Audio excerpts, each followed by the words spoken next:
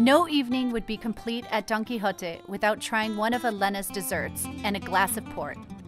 Elena's passion for desserts has distinguished Don Quijote as one of Chicagoland's best destination for dessert connoisseurs.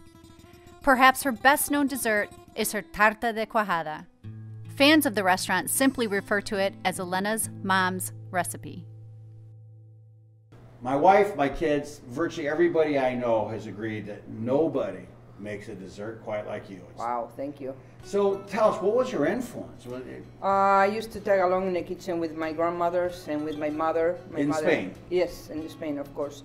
And my mother will allow me to make things as long as I clean up the kitchen afterwards. So I used to cook everything for the family. You got to lick the bowls? Oh, well, I spread it for the family, but my portion was always bigger because I had a previous portion before everybody sat down to the table. Now, when my son worked here, he spent all of his paychecks on your desserts. Very often. We gave him a good discount, but still, he liked them so much. So now we have just a few of your signature desserts right in front of us. Can you tell us a little bit about it? Sure. Well, to start with, this is the flan, the caramel custard. And I know you can find flan in many different places, but I really doubt that you can find it as good as ours. And I would agree. Definitely not better. Let's see, I have the blueberry bread pudding. I like bread pudding and I never liked raisins on it, and I love blueberries. So one time I decided to do it that way, and now I have a follower list of people liking that one. The one in the little bowl is arroz con leche, Who rice picks pudding. the blueberries? I pick them myself. Of yeah, course. The berries So are hand-picked. everything's fresh when you go to Don Quijote, even the Yes. desserts. Well, of course. They won't be any good if they weren't. The rice pudding is very nice. Last night I made it especially for a customer as soon as he walked in, and I know she wanted it, and I didn't have any, so I started making it right away so she could have it. And they the were last, thrilled. my favorite, everybody's favorite. What do we have here? That's the tarta de cuajada. I learned that from my mom a few years ago. As I was visiting her, she was making one time, and we were talking about something unrelated. She was making it for just us that evening, and I thought, I'm not gonna like that. She put 2 teaspoons of sugar in the whole thing. And as I'm thinking I'm not gonna like it, she asked me, why don't you make this for your customers sometime? I bet they'll love it. I said, well, Mom, if I don't like it, I don't make it. But I liked it, I made it, and the rest is history. And everybody calls this Elena's grandmother's dessert. Yeah, that was when my daughter was here. She will say that's my grandma's recipe. Now she's not here. She's a grown woman, doesn't work here anymore. So I call it Mom's recipe for short.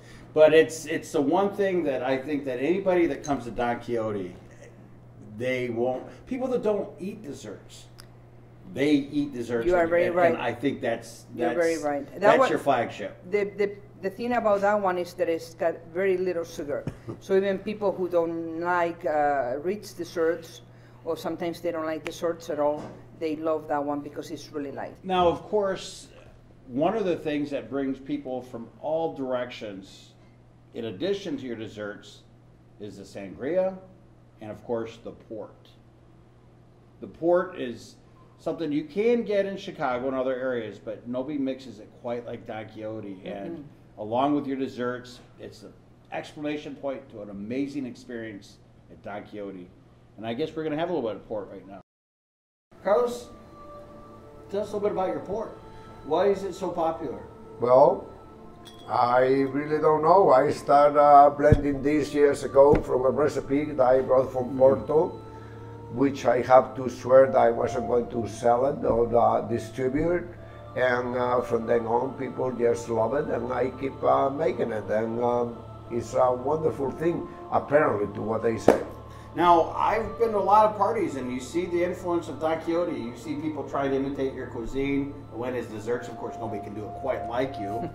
But now you're seeing people buy port and serve it at their parties. They're buying it from your gift shop, the Don Quijote import shop. Yep, yeah, actually it's one of our best sellers over there. We sell a lot of port, and but I'm not surprised.